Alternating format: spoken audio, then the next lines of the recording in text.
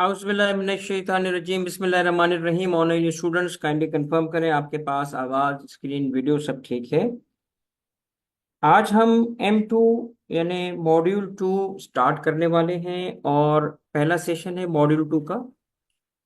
Module 2 का ताल्लुक है लॉ ऑफ टेक्स्ट नोटिसेस के साथ। लॉ ऑफ टेक्स्ट नोटिसेस का सब्जेक्ट कहीं पे भी एज ए सब्जेक्ट नहीं पढ़ाया जाता। टेक्स्ट नोटिसेस कौन से हैं, उनकी लीगैलिटीज टेक्निकलिटीज क्या हैं, और कॉमन जो नोटिसेस होते हैं उसको कैसे रिप्लाई किया जाता है, ये इस सब्जेक्ट की कंटेंट है।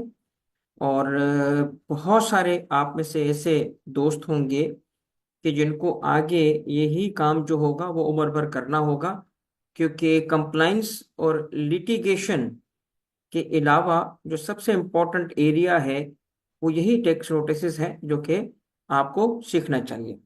ठीक है, स्टार्ट करें सेशन आज का। दोस्तों, आज के सेशन में सबसे पहले तो हम कुछ कॉन्सेप्ट बनाएंगे, कुछ स्ट्रक्चर डेवलप करेंगे ताकि हम फर्स्ट टेक्स्ट नोटिस को अच्छे तरीके से समझ सकें। और वो फर्स्ट नोटिस सबसे ज़्यादा मोस्ट कॉमनली आपको फेस करना पड़ेगा जब आप अपना काम करोगे। मगर उस नोटिस की प्रॉपर अंडरस्टैंडिंग के लिए ज़रूरी है कि पहले तो नोटिस का कॉन्सेप्ट और उसके बाद पूरा टेक्स्ट का स्ट्रक्चर समझा जाए, जिस स्ट्रक्चर में वो नोटिस फिर प्लेस होता है। यानी कि नोटिस बजाते खुद कोई आइसोलेशन में नहीं इशू होता, किसी कॉन्टेक्स्ट किसी स्ट्रक्चर के अंदर रहते हुए इस नोटिस का कॉन्सेप्ट आता है। ठीक है, तो चलिए स्टार्ट करते हैं। और जैसे मैंने आपको पहले भी कहा हुआ है कि जब भी मैं कुछ नोटिंग करने लगूंगा तो आपका फोकस नोटिंग पे दिलाने के लिए और कंटेंट पे दिलाने के लिए मैं अपनी वीडियो को बंद कर दूंगा इंटेंशनली। ठीक है, और जब आपसे बात करनी होगी फेस टू फेस तो फिर मैं वीडियो को ऑन कर लूंगा। ठीक है, यही मेथड चलेगा हमारा। तो बिस्मिल्लाह करते हैं। आइए जरा सबसे पहले कुछ चीजों पे फोकस करते हैं। सबसे पहली बात है कि नोटिस का जो कॉन्सेप्ट है, इसके पीछे कौन सी फिलॉसफी है जिसको ये नोटिस इंश्राइन कर रहा है। नोटिस किसी न किसी फिलॉसफी को इंश्राइन कर रहा है। वो फिलॉसफी क्या है? फिलॉसफी है नेचुरल जस्टिस की। नेचुरल जस्टिस की नेचुरल जस्टिस क्या है, और उसी नेचुरल जस्टिस का मजहर, उसी का एक्सप्रेशन आप नोटिसेस में स्टडी करते हो। तो आइए जरा देखते हैं कि ये नेचुरल जस्टिस का कॉन्सेप्ट क्या है और किस तरीके से ये टेक्स्ट के साथ लिंक होता है। ठीक है, तो सबसे पहली बात क्या है नेचुरल जस्टिस की। नेचुरल जस्टिस क्या है?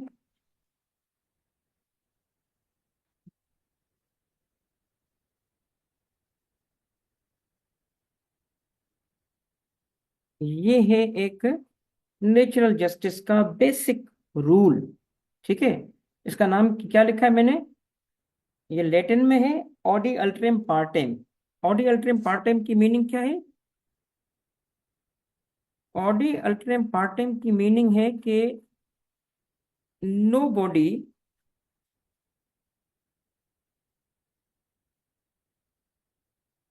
shall be condemned unheard। condemned unheard, इसका मतलब क्या है कि किसी भी पर्सन के खिलाफ, किसी भी पर्सन के खिलाफ अगेंस्ट, ठीक है, उसके एडवर्स एक्शन या ऑर्डर नहीं हो सकता। उसके अगेंस्ट ऑर्डर, टैक्स की बात कर रहे हैं तो ऑर्डर आ जाएगा। ठीक है, इन अदर वर्ड्स उसके खिलाफ कोई गवर्नमेंट फंक्शनरी एक्शन नहीं ले सकता, नहीं ले सकता जब तक कि उसकी बात ना सुनी जाए, जब तक कि उसको एक अपॉर्चुनिटी ऑफ बीइंग हर्ड ना दी जाए। ये क्या क्या कहलाता है? Opportunity of being heard. ठीक है, तो अगर किसी के खिलाफ कोई चीज होने जा रही है तो लीगल रिक्वायरमेंट क्या है? नेचुरल जस्टिस क्या क्या डिमांड करती है? नेचुरल जस्टिस डिमांड करती है कि उसकी बात सुनी जाए। ठीक है, और इसी चीज को एक्सप्रेस करने के लिए इनकम टैक्स ऑर्डिनेंस में जा बजा, इनकम टैक्स ऑर्डिनेंस 2001 में आप देखोगे ये नोटिसेस का कॉन्सेप्ट है। ठीक है, अब ये नोटिसेस मुख्तलिफ किस्म के हैं। इनकम टैक्स ऑर्डिनेंस में जो नोटिसेस हम स्टडी करेंगे उनमें दो मेजर किस्में होंगी। 95% या मे बी मोर वो नोटिसेस हैं जो कमिश्नर इनलैंड रेवेन्यू इशू करता है। किसे? To a taxpayer. ये क्यों इशू किया जाता है, इसका पर्पस क्या है? इसका पर्पस वही है जो अभी अभी मैंने एक्सप्लेन किया। और पर्पस क्या है? नेचुरल जस्टिस या अपॉर्चुनिटी ऑफ बीइंग हर्ड, उसको अपॉर्चुनिटी देने के लिए, हियरिंग के लिए। ठीक है, मगर दोस्तों कुछ नोटिस ऐसे हैं जो टैक्स पेयर देता है। ठीक है, ये भी नोटिस की एक टाइप है। किसे वो नोटिस दिया जाता है? कमिश्नर इन रेवेन्यू को। यहाँ पे पर्पस क्या है? यहाँ पे पर्पस है उसके नोटिस में लाना, या इन अदर वर्ड्स इन्फॉर्म करना। ठीक है, अब इसकी आज एग्जाम्पल तो लिख लो, मगर वो आगे चल के ही कवर होगी। इसकी एग्जाम्पल्स क्या है? इसकी एग्जाम्पल है गोल्डन हैंडशेक। सैलरी में गोल्डन हैंडशेक होता है, ठीक है, उससे रिलेटेड एक एवरेज रेट ऑफ 3 इयर्स होता है। Average rate of 3 preceding tax years, उसे ऑप्ट करने के लिए नोटिस दिया जाता है। ऑप्ट करने के लिए नोटिस दिया जाता है by the from the tax payer और टू द कमिश्नर। ठीक है दोस्तों। अच्छा, इसके अलावा और भी नोटिस हैं जो कि टैक्स पेयर देता है। मसलन एक नोटिस है यहाँ पे जो कि नोटिस ऑफ डिसकंटिन्यूड बिजनेस कहलाता है। नोटिस ऑफ डिसकंटिन्यूड बिजनेस, ठीक है। और इसमें टैक्स पेयर जैसे ही बिजनेस बंद करेगा, यानी परमानेंटली शट डाउन करेगा, विद इन 15 डेज रिक्वायर्ड है कि वो कमिश्नर को नोटिस देगा, यानी इन्फॉर्म करेगा कि मैंने बिजनेस बंद कर दिया। तो ये भी नोटिस की एक टाइप है। मगर ऑब्वियसली इन नोटिस से तो आपका वास्ता पड़ेगा, मगर असल नोटिस जो कि इस सब्जेक्ट का कोर है वो वही है जो कि कमिश्नर की तरफ से टैक्स पेयर को जाता है। और as opportunity of being heard वो नोटिस होता है। एक चांस दिया जाता है कि आपके एडवर्स एक्शन जो होगा वो लिया जाने लगा है, आप जस्टिफाई करो कि ये क्यों इस एक्शन को ना लिया जाए, और शो कॉज नोटिस का रिप्लाई करो पर्सनली आके, या फिर आके आप इसकी रिटन में आप रिप्लाई दे सकते हो। ठीक है, कॉन्सेप्ट खुद बनता जा रहा है आपका दोस्तों, नोटिस का कॉन्सेप्ट बनता जा रहा है। अच्छा, अब जो नोटिस है ना, नोटिस में होता क्या है कि नोटिस के जवाब में, अब नॉर्मल जो होगा, ये जो नोटिस है इसकी स्टेजेस होंगी। ठीक है, एक होगा जिसको मैं किसी न किसी स्टेज से जोड़ूंगा, तो मैं अर्ली स्टेज बोलना चाहता हूं। नोटिस दिया गया किसी प्रोसीडिंग की अर्ली स्टेज पे। मगर एक फाइनल नोटिस होता है, फाइनल, उसके बाद कुछ होगा, उसको कहते हैं दोस्तों शो कॉज नोटिस। ठीक है, क्या कहते हैं इसको? Show cause notice. ठीक है, ये शो कॉज नोटिस जो है ये एक तरीके से अब एक फाइनल स्टेज पे बात चली गई है। क्यों? क्योंकि शो कॉज नोटिस के बाद आपको दी जाती है अपॉर्चुनिटी किस चीज की? रिटन में उसका रिप्लाई दें, इन पर्सन आके एक्सप्लेन करें या हियरिंग करें खुद या थ्रू एडवाइजर, टैक्स एडवाइजर, और उसके बाद पास होता है ऑर्डर। ठीक है, तो हर नोटिस से फौरी बाद ऑर्डर पास नहीं होता, ये अर्ली स्टेज के नोटिस भी होते हैं। मसलन इनिशियल जो नोटिस था से वो ऑडिट का नोटिस था। ठीक है, ऑडिट में हो गई है सिलेक्शन। क्या हो गई? ऑडिट में केस हो गया सिलेक्शन, उसका नोटिस आया। उसके बाद अब ये ऑडिट सी सिलेक्शन भी तो इन्फॉर्म करेंगे ना। कैसे इन्फॉर्म करेंगे? इन्फॉर्म करेंगे किसी लेटर के थ्रू, एक नोटिस देंगे। उसके बाद जा बजा नोटिस होंगे, और ये नोटिस किस लिए होंगे? इंफॉर्मेशन कॉल फॉर करने के लिए। ये तो इंफॉर्मेशन या बुक्स ऑफ अकाउंट्स। अली बेटा, आप पेन यूज कर रहे हो, प्लीज इसको मिटा दो। ठीक है, तो बुक्स ऑफ अकाउंट्स जो होंगे वो कॉल फॉर करने के लिए, उसके बाद ऑडिट हो जाएगा क्लोज।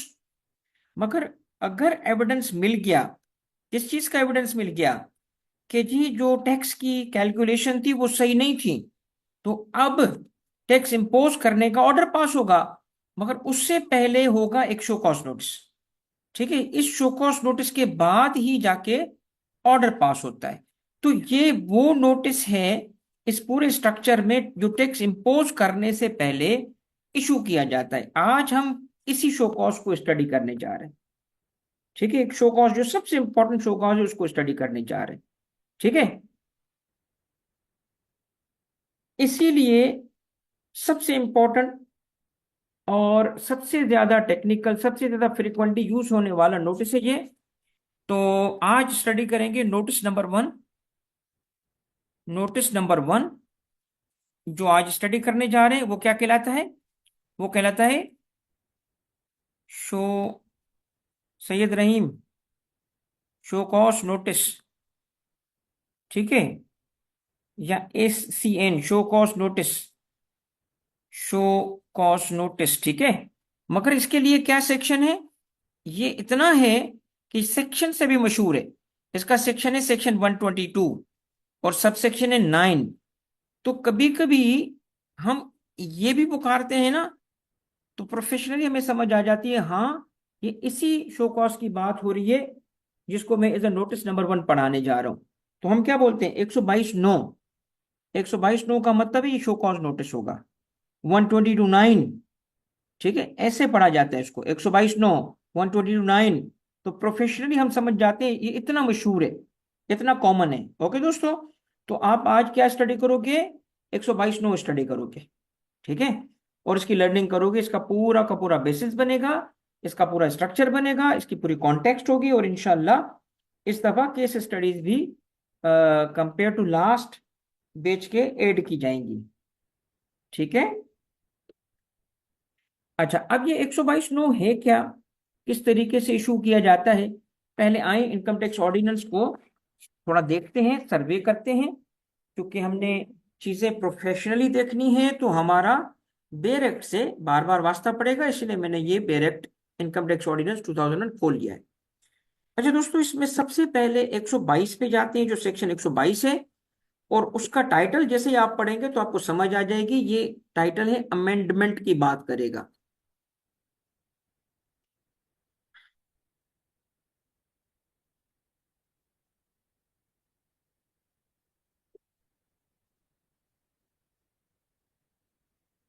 अमेंडमेंट, किस चीज की अमेंडमेंट? तो पहले हम अमेंडमेंट को भी तो समझेंगे। ये देखिए, अमेंडमेंट ऑफ असेसमेंट। तो आपको ना कुछ चीजें समझानी पड़ेंगी, तब जाके आप इस सब्जेक्ट की बुनियाद जो होगी वो स्ट्रांग बना पाओगे, और फिर नोटिस को भी हैंडल कर पाओगे। ये किस चीज की अमेंडमेंट है? असेसमेंट की अमेंडमेंट है। तो पहले असेसमेंट को समझे। असेसमेंट क्या है, किस तरीके से होती है, इसको पहले हम एज ए स्टेज 1 समझेंगे। ठीक है, आइए जरा असेसमेंट की कुछ बुनियाद को समझते हैं। दोस्तों, हमारे पास चूंकि इनकम टैक्स क्या है, एक एनुअल टैक्स है। ओके, एनुअल टैक्स है ना income tax. Income tax is annual tax. अल्तो at source tax deduct deduct हो रहा होता है। कुछ ऐसी ट्रांजेक्शन्स भी हैं जो कि FTR में भी चली जाती हैं, but even then income tax का कैरेक्टर एनुअल है। ओके, तो इस एनुअल टैक्स में टैक्स पेयर पे ऑब्लिगेशन होती है। किस चीज की ऑब्लिगेशन होगी टैक्स पेयर पे? रिपोर्ट करने की, रिपोर्टिंग की। ठीक है ना, रिपोर्टिंग की। क्या रिपोर्टिंग की? रिपोर्टिंग का फॉर्म क्या होता है, किस तरीके से रिपोर्टिंग होगी, क्या रिपोर्ट होगा? रिपोर्ट करना है इंफॉर्मेशन, डेटा, इंफॉर्मेशन देनी है टैक्स पेयर ने। किस चीज की? अपनी इनकम की और उस पे बनने वाले टैक्स की। ये इंफॉर्मेशन टैक्स पेयर FBR को देता है। किस फॉर्म पे? एनुअली। ये एक रिटर्न फाइल कर देता है। तो इसका मतलब हुआ कि रिटर्न एक रिपोर्टिंग मैकेनिज्म है जिसमें टैक्स पेयर इंफॉर्म करता है FBR को कि इस साल मैंने इतना कमाया। तो नॉर्मली जो टैक्स ईयर है, जिस टैक्स ईयर की वो हम टैक्स देखना चाहते हैं, तो वो नॉर्मल टैक्स ईयर ही होता है 99% टैक्स पेयर्स का। नॉर्मल टैक्स ईयर का मतलब है कि स्टार्ट तो वो होगा जुलाई में से, जैसे एक साथ 25 टैक्स ईयर स्टार्ट हुआ था, और एंडिंग उसकी होती है दोस्तों 30 जून अगले साल में 26। तो ये कहलाता है टैक्स ईयर 26। ठीक है, एंडिंग जिस ईयर में होती है उसका नाम पड़ जाता है, एंडिंग 30 जून होगी।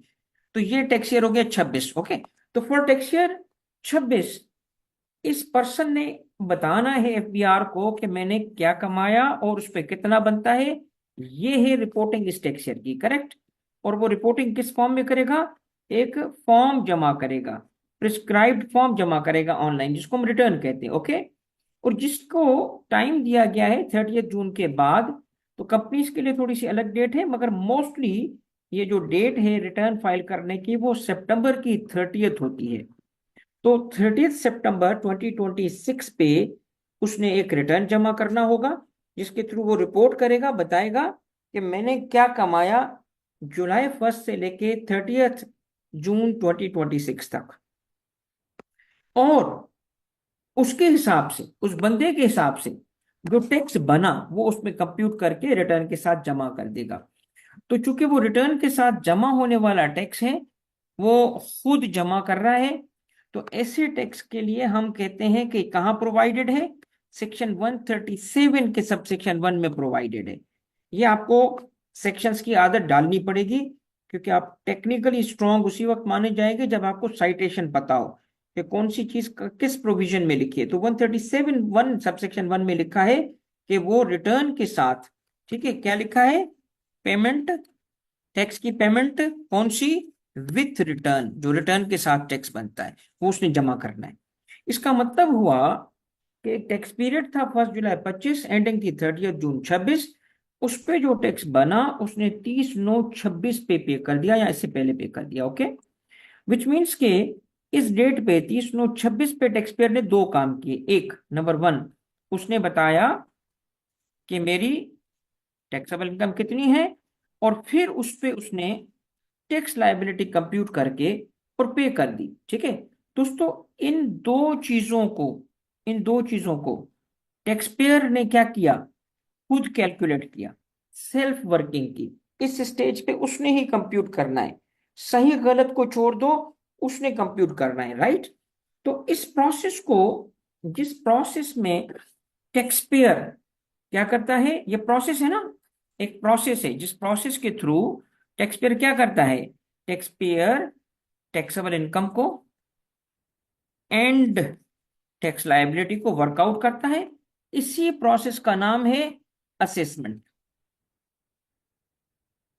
और उसकी ये स्टेज कौन सी स्टेज?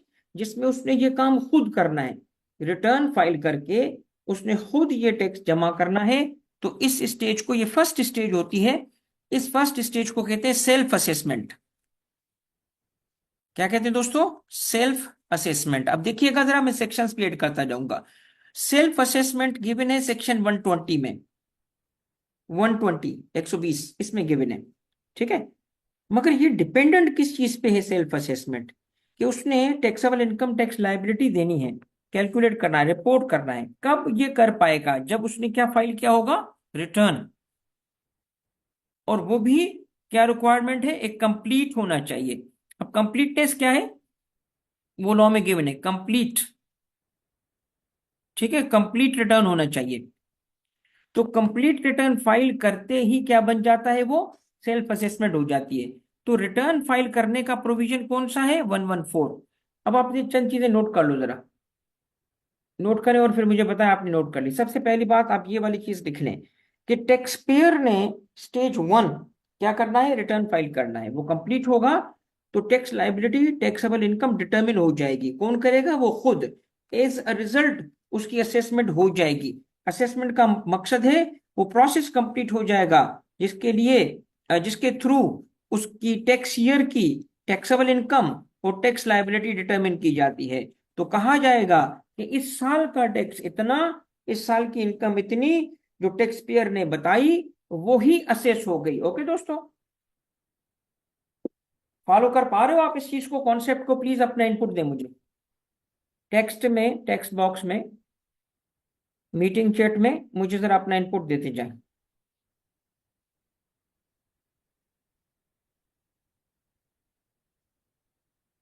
Okay good. तो ठीक है, गुड गुड। तो इसका मतलब क्या हुआ कि फर्स्ट स्टेज, सबसे पहले फर्स्ट स्टेज टैक्स पेयर का रिटर्न फाइल करना है, उसका कंप्लीट होना है। ओके, जब रिटर्न फाइल किया और उसने कंप्लीट रिटर्न फाइल किया तो एज ए रिजल्ट असेसमेंट हो गई। कौन सी? सेल्फ असेसमेंट हो गई। ओके, मगर दोस्तों व्हाट इफ के वो रिटर्न फाइल ना करें, नॉन फाइलर हो, तो उसको नोटिस दिया जाएगा। ठीक है, अब person liable to file return है क्योंकि 114 में लिखा है कि आपने रिटर्न फाइल करना है, और रिटर्न नहीं फाइल किया उसने, वो बन गया नॉन फाइलर। ठीक है दोस्तों, वो क्या बन गया? Non filer. नॉन फाइलर की सूरत में दिया जाएगा उसको एक नोटिस। कौन सा नोटिस? अब नोटिस लफ्ज जो है ना, वो मुख्तलिफ जगह पे इस्तेमाल होंगे। ये नोटिस भी आप बाद में पढ़ोगे, अभी आज नहीं, ये नोटिस पढ़ोगे। कौन सा notice? Notice of non filer या नोटिस टू नॉन फाइलर। इसका मतलब है कि एक नॉन फाइलर, इसको नोटिस दिया जा रहा है कि रिटर्न फाइल करो। As a result of this notice, अगर वो कंप्लाई नहीं करता, does not comply, does not file return, इस केस में उसको एक चांस दिया गया था रिटर्न फाइल करने का, वो चांस भी उसने छोड़ दिया, मिस कर दिया। फिर दूसरा चांस दिया गया उसको, वो भी अवेल नहीं कर रहा। तो ऐसे केस में दोस्तों कमिश्नर इनलैंड रेवेन्यू उसकी असेसमेंट करेगा। यानी अब कमिश्नर बताएगा कि उसकी टैक्सेबल इनकम और टैक्स लायबिलिटी क्या है। ये जो नॉन फाइलिंग की सूरत में, और कुछ और सूरतों में, कुछ और सूरतें भी हैं जिसमें टैक्स पेयर खुद नहीं, कमिश्नर असेसमेंट करता है। ठीक है, इसका मतलब हुआ, ये देखें, एक स्टेज ले लेते हैं, स्टेज 1। उसमें सबसे पहले टैक्स पेयर को खुद को कहा जाएगा आप खुद अपनी असेसमेंट करो। इफ नॉट, इफ नॉट क्या मतलब है? अगर आप नहीं करोगे, कैसे नहीं करोगे? क्योंकि आप तो रिटर्न नहीं फाइल कर रहे, तो ऐसे केस में कौन करेगा असेसमेंट? ऐसे केस में एफपीआर कमिश्नर करेगा। तो फर्स्ट ऑप्शन टैक्स पेयर का ही है। और उसमें क्या होता है, उसने करना क्या है? उसने एक रिटर्न फाइल करना है बस। और रिटर्न की बस एक रिक्वायरमेंट है कि वो क्या होना चाहिए, वो कंप्लीट होना चाहिए, बस। हो गया। क्या हो चुकी है? सेल्फ असेसमेंट हो चुकी है। सही गलत पे ना जाएं, सही गलत कम ज्यादा कुछ नहीं फर्क पड़ता। असेसमेंट हो गई अंडर सेक्शन 120, आपकी असेसमेंट हो गई। कमी बेशी होगी बाद में देखा जाएगा। और अगर रिटर्न नहीं फाइल करते तो आपको नोटिस मिलेगा, नोटिस के जवाब में भी नहीं फाइल करते तो ऐसे केस में असेसमेंट करेगा कमिश्नर, वो तय करेगा टैक्सेबल इनकम और टैक्स लायबिलिटी को। ओके, और ये कहलाता है दोस्तों बेस्ड जजमेंट असेसमेंट। लिख लीजिएगा, बेस्ड जजमेंट असेसमेंट। समझ आ रहा है? बेस्ड जजमेंट असेसमेंट का एक और नाम भी है, जो लीगल बैकग्राउंड से हैं उनको बात समझ आ जाएगी, x party assessment. X party का क्या मतलब होता है? एब्सेंस। अगर एक पार्टी एब्सेंट हो तो उसके पीछे, उसके एब्सेंस में कोई काम होना, तो एक्स पार्टी असेसमेंट कहलाता है। ओके, हो गई बात। और ये गिवन है सेक्शन 121 में। ठीक है, अब जरा चीजें देखिए कैसे मैं कनेक्ट करता जा रहा हूं, और प्रोफेशनली आपको चीजें इंशाल्लाह समझ आना शुरू होंगी। सबसे पहले बताएं रिटर्न किस सेक्शन में फाइल होता है, नंबर बताते जाएं, नंबर बताएं। नोटिस अली ये अब ऑनलाइन होते हैं आईरिस सॉफ्टवेयर पे, और कोर्ट्स का यही फैसला है कि उसके गिवन एड्रेस पे भी हो, जो उसका एड्रेस गिवन होगा उस पे भी ट्रिब्यूनल की जजमेंट है। तो मुझे जरा बताइएगा कि रिटर्न किस सेक्शन में फाइल होता है। देखिए, अगर आपको ये बात समझ आ गई तो इसका मतलब आप प्रोफेशनल बनते जा रहे हैं। देखिए जी, सबसे पहले सेक्शन आपको पता होना चाहिए 114 किस चीज का है। सेक्शन 114 किस चीज का है? रिटर्न फाइलिंग का। ठीक है, रिटर्न फाइल हुआ।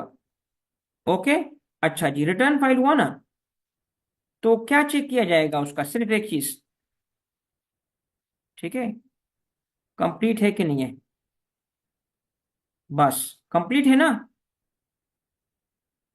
तो वो क्या बन जाएगा? तो एक हो जाएगा सेक्शन 120। कोई बताएगा क्या हो जाएगा? 120 का क्या मतलब है? क्या हो जाएगी 120 का मतलब क्या है? 120 हो जाएगी, इसका मतलब क्या है? सेक्शन 120 सेल्फ असेसमेंट हो जाएगी। ठीक है, इसका मतलब है सेल्फ असेसमेंट कैसे हो जाएगी? हम कहेंगे असेसमेंट हो गई रिटर्न में ही, रिटर्न पे ही जो बताई गई इनकम है, रिटर्न पे ही बताई गई टैक्सेबल इनकम, और उसी पे ही बताई गई टैक्स लायबिलिटी क्या हो जाएगी, डिटर्मिन हो जाएगी, ठीक है ना, असेस हो जाएगी, तो कहा जाएगा ये हो गई असेस्ड। ठीक है दोस्तों। अच्छा, मगर what if he return not filed, 114 में रिटर्न रिक्वायर्ड था मगर रिटर्न नॉट फाइल्ड, अब क्या होगा, रिटर्न नॉट फाइल्ड की सूरत में 121 होगा, सेक्शन 121 होगा। कौन बताएगा 121 क्या है?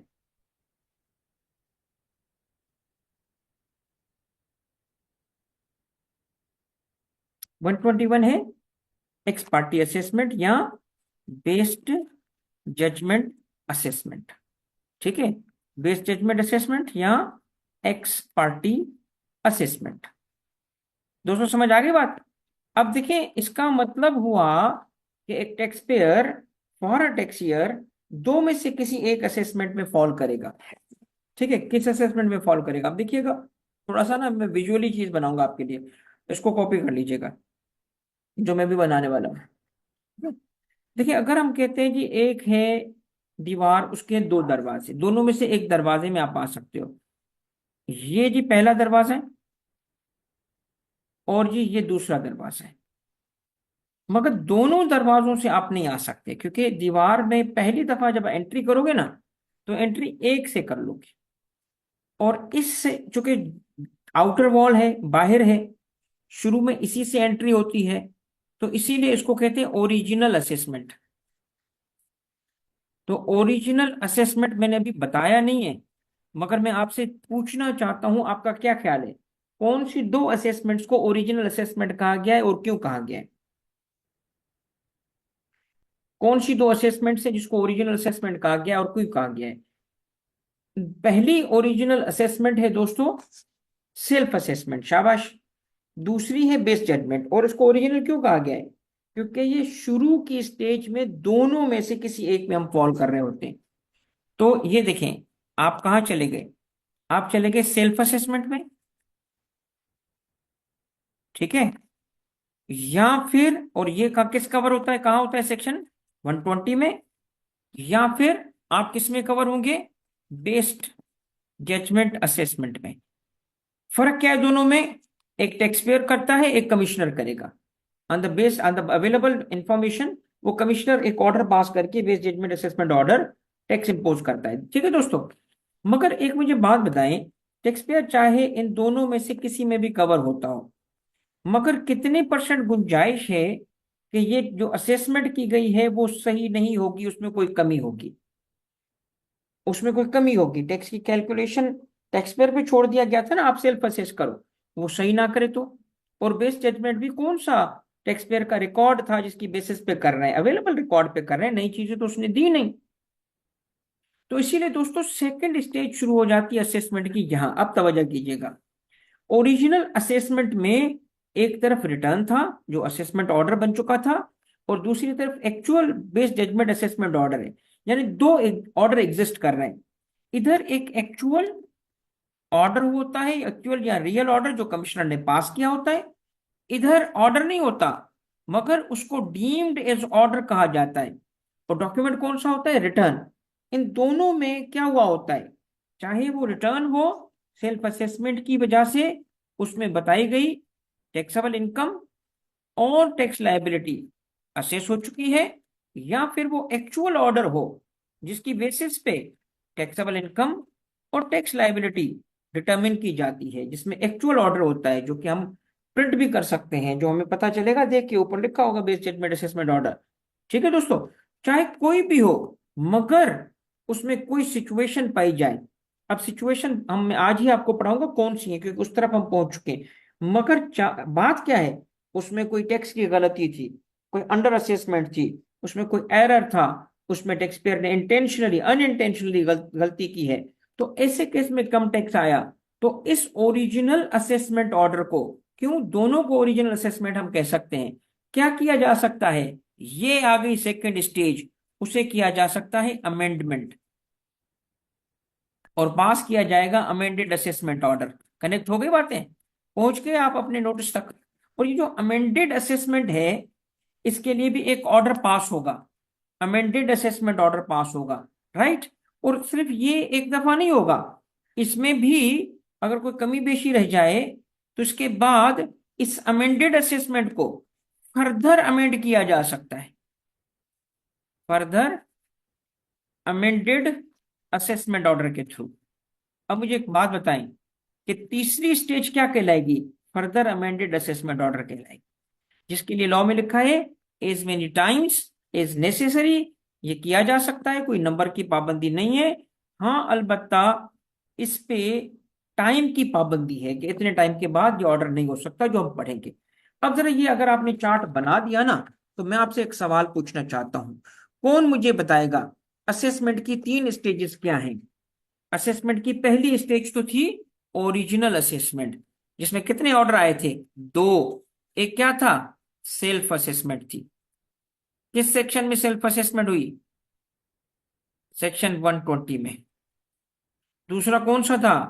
बेस्ड जजमेंट असेसमेंट ऑर्डर किस सेक्शन में था? 121 में। ये था स्टेज वन। सेकंड स्टेज क्या थी दोस्तों? सेकंड स्टेज है अमेंडमेंट। तो अमेंडेड असेसमेंट, ये हो गई हमारी सेकंड स्टेज। ठीक है दोस्तों, इसमें क्या होता है?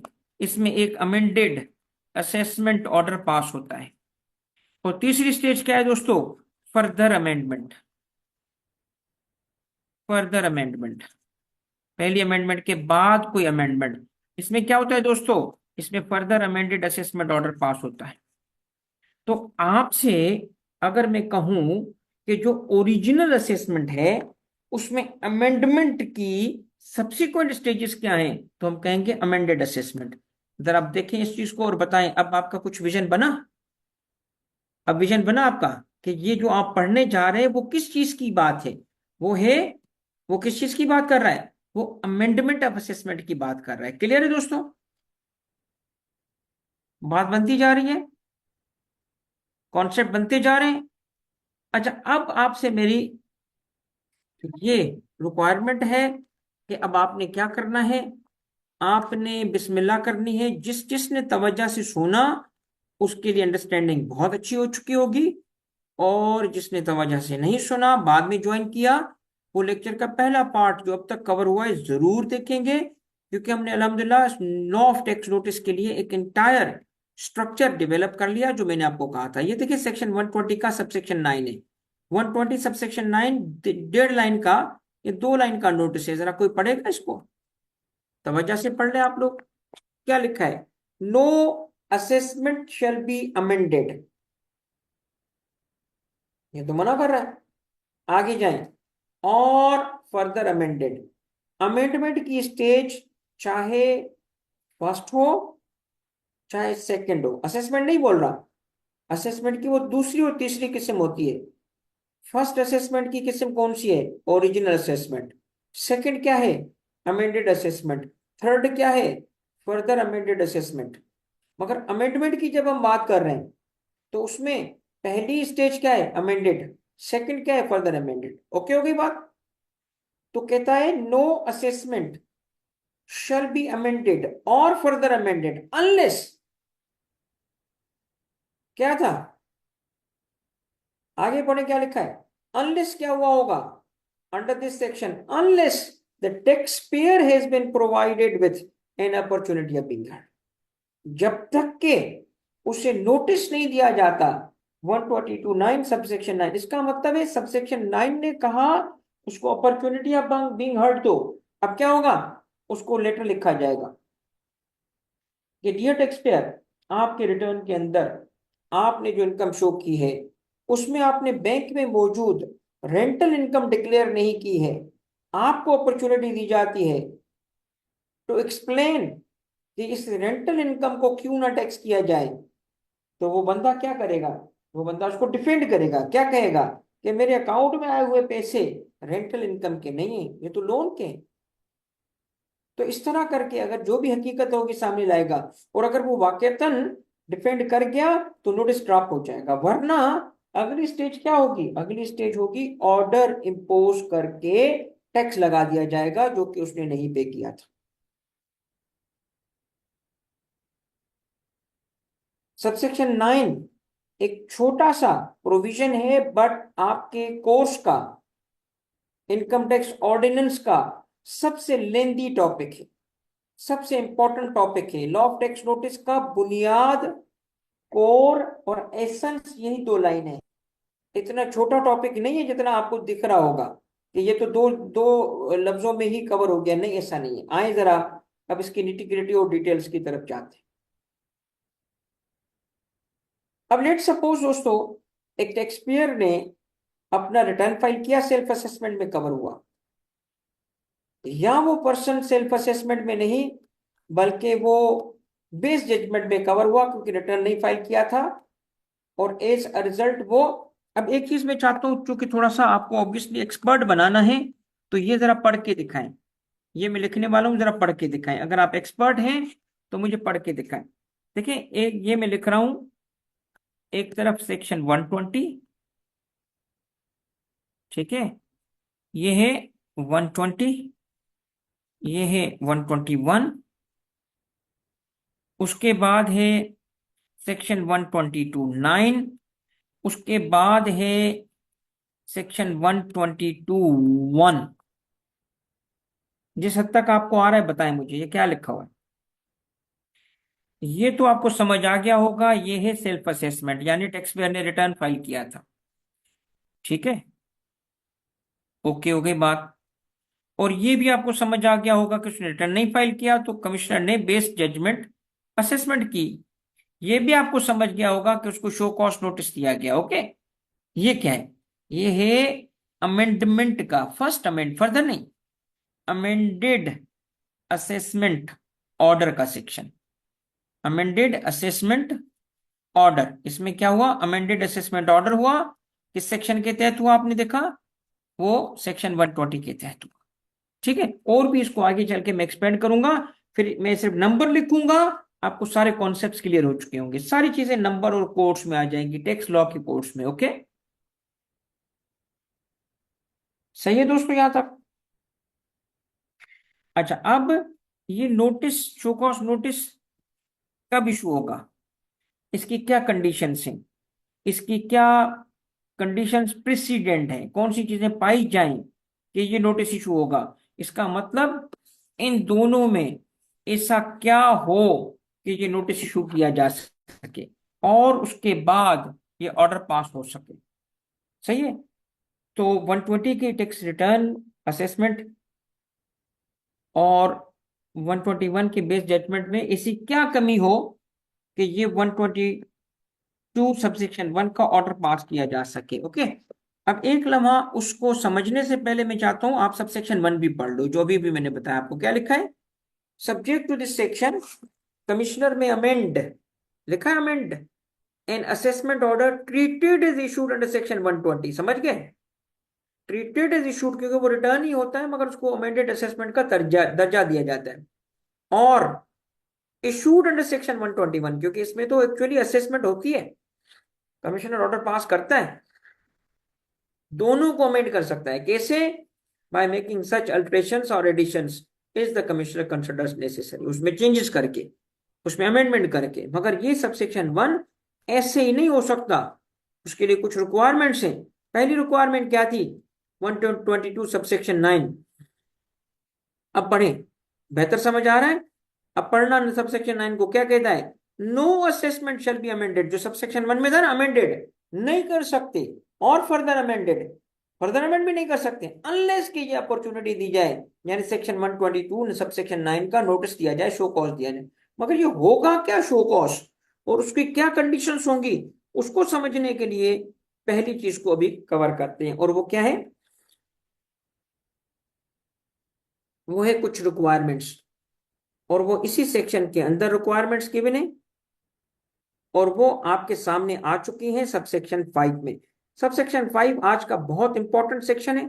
ये आपको बताता है कि शो कॉज नोटिस कब दिया जाता है, अमेंडमेंट कब की जाती है, रिटर्न में बताई गई इनकम या बेस जजमेंट में की गई असेसमेंट को अमेंड कैसे किया जा सकता है, कब किया जा सकता है, ये आपको बताएगा। आइए सबसेक्शन 5 को पढ़ते हैं।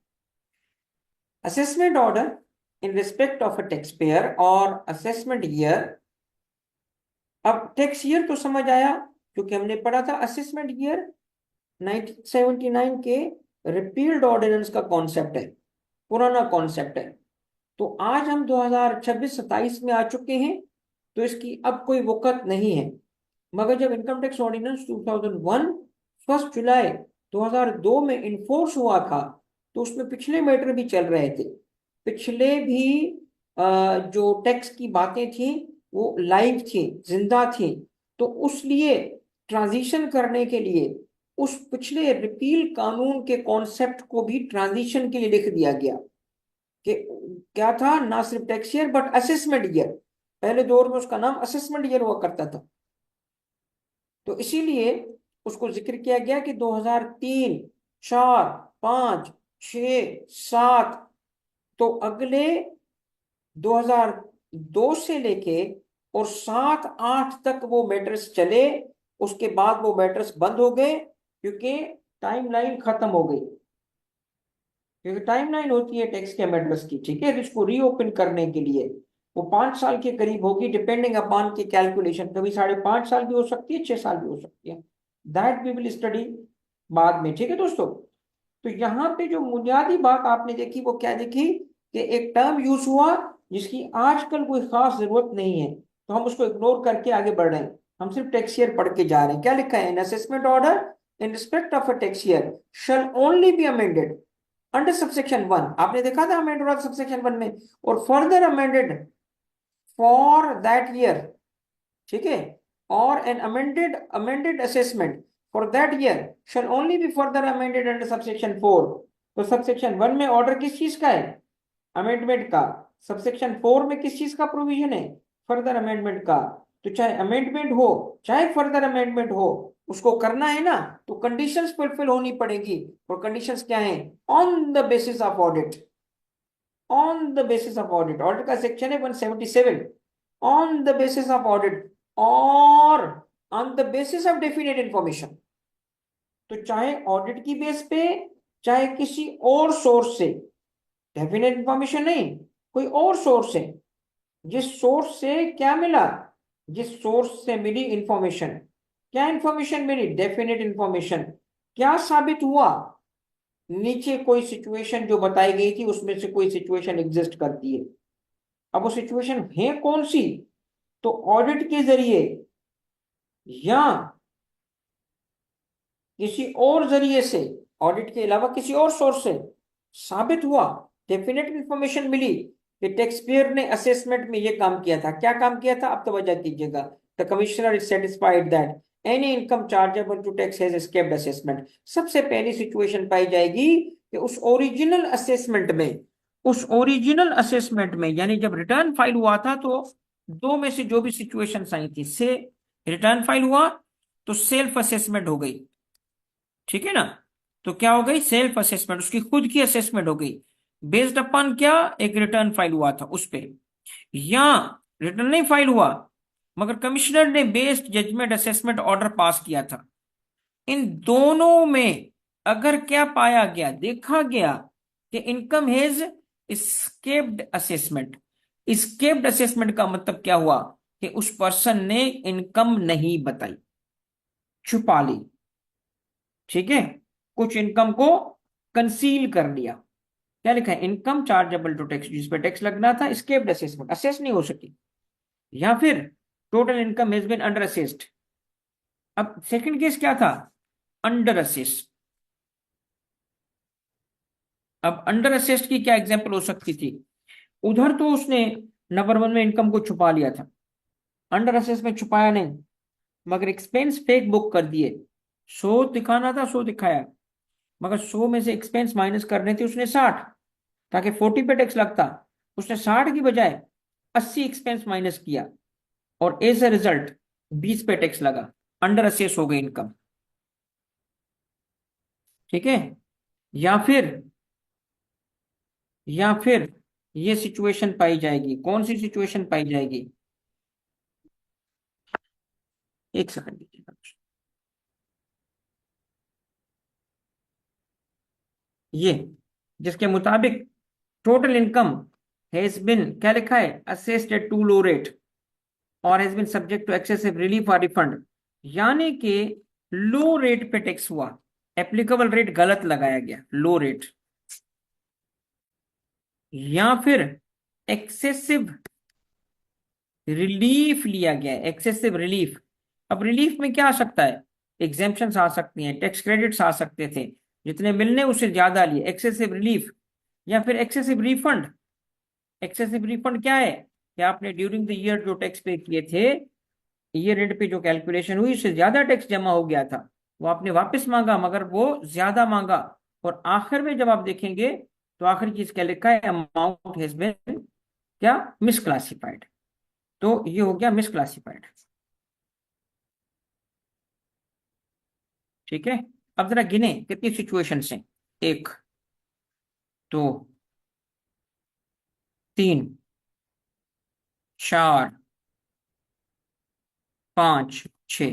अब जरा चीजों को हम एक ब्रॉडर वे में लाएंगे और फिर उस नोटिस का जो है ना पूरा स्ट्रक्चर अब आपको समझ आ जाएगा आज की क्लास में।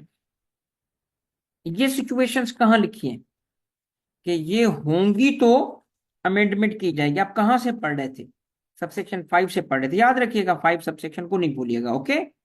अब जरा आए और मैं एक किस्म का चार्ट बनाता हूँ, ठीक है, थोड़े से सेक्शंस भी लिखूंगा और ये फिर आपके साथ इंशाल्लाह, अगर आपने नोटिंग कर लिए तो वेल एंड गुड, करते रहें ताकि आपके पास अपने नोट्स बनते रहें, नहीं तो मैं शीट भी आपके साथ वक्तन फवक्तन शेयर करता रहूंगा। ठीक है। असदुल्ला एक सेकंड रुके, मैं अभी बात कंप्लीट कर लूं फिर आपके सवाल की तरफ आ रहा हूँ। ओके बेटा। अच्छा, अब जरा मुझे बताते जाइएगा जो मैं लिखता जा रहा हूँ कि क्या आपको ये बातें समझ आ रही हैं। अगर समझ आ रही हैं तो फिर आज के लेक्चर का हमारा अल्हम्दुलिल्लाह पर्पस सर्व हो जाएगा। सबसे पहले आता है रिटर्न। ठीक है, तो मैं सेक्शन लिख रहा हूं 114। 114 फाइल हुआ। ठीक है, इससे दो रास्ते खुलेंगे, एक रास्ते में यस होगा, एक में नो होगा। यस फाइल हुआ, नो नहीं फाइल हुआ। यस फाइल हुआ तो मैं लिख रहा हूं 120, नो की सूरत में मैं लिख रहा हूं 121। समझ आ गया आप सबको, वो 120 क्या है, 121 क्या है, यस बोलते जाएं या नो बोलते जाएं। ठीक हो गया। इन दोनों में पाई जाएगी सिचुएशंस अगर 122 5 की, 5 था, देखें जरा, 5 था, अगर पाई जाएंगी सबसेक्शन 5 की सिचुएशंस, तो उसको प्रूव पहले कहां से करेंगे कि ये सिचुएशंस हैं, किस बेसिस पे, इसका बेसिस क्या होगा। इसका बेसिस होगा दो, इसके एक बेसिस होगा ऑडिट जिसका सेक्शन है 177, या होगा किसी और सोर्स से हासिल की गई डेफिनेट इंफॉर्मेशन।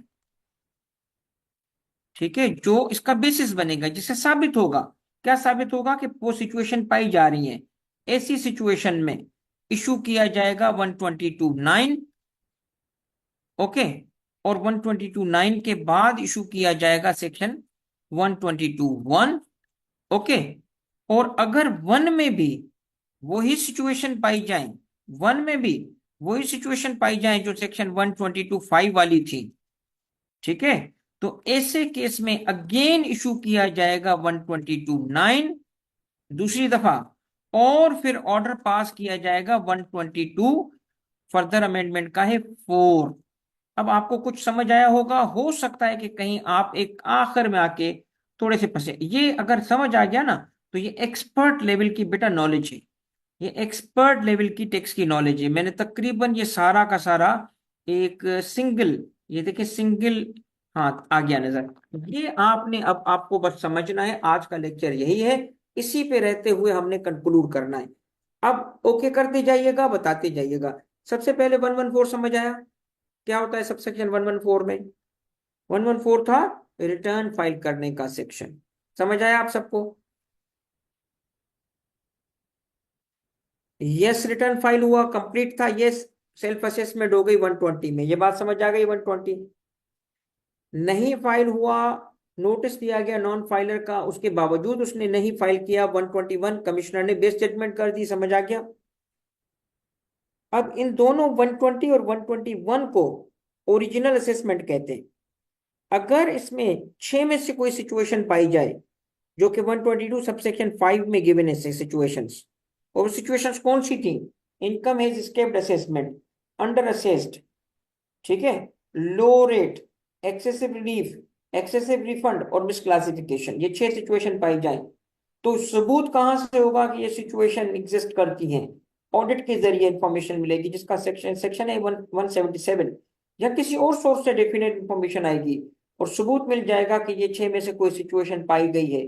तो फिर क्या किया जाएगा? 122(9) का नोटिस दिया जाएगा कि ये आपकी लो रेट लगाया है आपने, ये देखिए इनकम को छुपाया, कंसील किया आपने। और उस चांस देने के बाद 122(9) के 122 सबसेक्शन 1 में ऑर्डर पास किया जाएगा कि आप पे ये टैक्स लगाया जा रहा है, अमेंडमेंट हो चुकी है। तो अमेंडमेंट का सेक्शन था ये 122 सबसेक्शन 1, ये अमेंडमेंट हुई है। ओके, फिर वही चीजें जो थी, इनकम एज एस्केप्ड असेसमेंट, ठीक है, income has escaped assessment, under assess, low rate, excessive relief, excessive refund, कोई भी सिचुएशन इस ऑर्डर में पाई गई, अमेंडेड असेसमेंट में ऑर्डर पाई गई, दोबारा वही प्रोसेस शो कॉज नोटिस 122(9) का दिया जाएगा और फिर दूसरा order amended assessment order pass किया जाएगा। तो तीनों सिचुएशंस यहां पे मौजूद हैं जो मैंने शुरू में कवर की थी। ओरिजिनल असेसमेंट, ये देखें ओरिजिनल असेसमेंट, ये ओरिजिनल असेसमेंट 120 और 122, 121, 122(1) अमेंडेड असेसमेंट, 122(4) फर्दर। मुझे जरा काइंडली बताइएगा, जो टेक्निकल चीजें हैं with in a single lecture आपको समझ आ गई सारी चीजें? तो इस पूरे प्रोसेस में आपने देखा एक चीज की बहुत बुनियादी इंपॉर्टेंस है, और वो है ये शो कॉज नोटिस। इसके बगैर टैक्स अमेंड नहीं हो सकता। ये देखें, शो कॉज नोटिस, इसके बगैर फर्दर अमेंड नहीं हो सकता।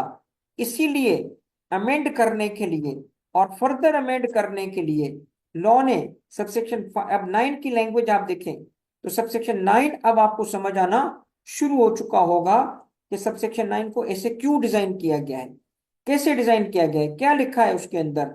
लिखा है no assessment shall be amended, लिखा है, अब खुद पढ़ लें, no assessment shall be amended और further amended under this section. तो चाहे सबसेक्शन 1 की अमेंडमेंट हो, चाहे सबसेक्शन 4 की फर्दर अमेंडेड हो, unless the taxpayer has been provided with an opportunity of being heard, इस सेक्शन के तहत 9 के तहत उसको शो कॉज नोटिस करना पड़ेगा, उसको नोटिस देना पड़ेगा, चांस देना पड़ेगा। तो जिस चीज से मैंने शुरुआत की थी उसी पे मैं ऐड कर रहा हूं। क्या देना पड़ेगा? चांस। क्या देनी पड़ेगी? अपॉर्चुनिटी। क्यों? क्योंकि यही इंसाफ का तकाजा है। क्या है इंसाफ का तकाजा? कि किसी भी सिटीजन के खिलाफ अगर उसके खिलाफ काम होगा, उसके अगेंस्ट होगा, तो क्या रिक्वायरमेंट है नेचुरल जस्टिस की? ऑडी, अल्ट्रेम, पार्टेम, ये है वो बेसिक रूल जिस पे हमने स्टार्ट किया, उसी पे आके हमने एंड किया कि सेक्शन 122(9) इसी प्रिंसिपल को इंश्राइन करता है। Nobody can be condemned heard, उसके खिलाफ ऑर्डर नहीं हो सकता जब तक कि उसको चांस ना दिया जाए। तो यही अपॉर्चुनिटी ऑफ बीइंग हर्ड है जो कि सेक्शन 122(9) में गिवन है। अब ये नहीं हो सकता कि आप कभी किसी टैक्स पेयर का देखें कि 114 में आपने रिटर्न फाइल किया, वो कंप्लीट भी था, और सडनली उसके घर पे ऑर्डर आ जाए, यानी 122 सबसेक्शन 1 लिखा हो जी ऑर्डर, नहीं हो सकता। क्यों? उससे पहले एक नोटिस आना चाहिए था, अपॉर्चुनिटी मिलनी चाहिए थी। This is where you come in to place. हम नेक्स्ट क्लास जब आएगी लॉ ऑफ टैक्स नोटिस की, तो इसकी टेक्निकलिटीज स्टडी करेंगे कि इसमें नॉर्मली क्या कमियां होती हैं, कि कौन सी गलतियां होती हैं, क्या क्या रिक्वायरमेंट्स हैं लॉ की, जो पूरी करेंगे तो वो वैलिड शो कॉज नोटिस होगा। और आमतौर पे शो कॉज नोटिस जो आते हैं किन इश्यूज पे आते हैं, उनके क्या जवाबात होते हैं, ये इंशाल्लाह हमारा अगली क्लास का सब्जेक्ट होगा। होप कि आपके लिए आज का सेशन यूजफुल था, और कोई क्वेरी है तो आप पूछ सकते हैं। और इसकी नोटिंग आई एम श्योर कि आप लोगों ने कर ली होगी, और विद इन वन सेशन आपको अंदाजा हो गया होगा कि ये law of tax tax notice कितना इंपॉर्टेंट सब्जेक्ट है, क्योंकि इसके अंदर हम सारे टैक्स के नोटिस और उनकी टेक्निकलिटीज, उसकी इंटीग्रिटीज और how to handle them study करेंगे। ठीक है, चलिए, थैंक यू वेरी मच, जजाकल्ला, अल्लाह हाफिज।